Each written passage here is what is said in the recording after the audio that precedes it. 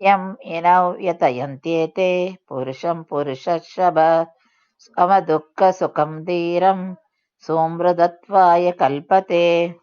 இந்த ஸ்லோகத்துல அர்ஜுனனிடம் பகவான் மன உறுதியை பத்தி சொல்றார்.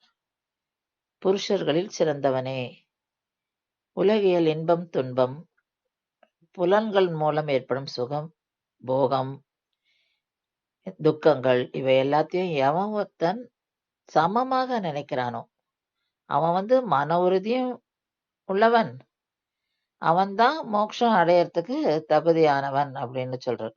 அவன் எதுக்காகவும் அவனோட மனதை கலங்கறது இல்ல அப்படின்னு சொல்றார்.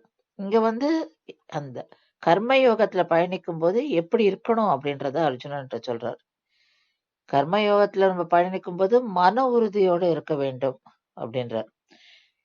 ஏன்னா கர்மம் நம்ம ஒரு ஒரு கர்மா பண்ணும்போதும், அதாவது நம்மளோட கடமைகளை பண்ணும்போது இத பகவானுடைய சந்தோஷத்துக்காக தான் பண்றேன் அப்படின்னு நினைக்கணும். இதை நான் பகவானுக்கு அர்ப்பணிக்கிறேன் அப்படின்னு நம்ம சொல்லி பண்ணும்போது நமக்கு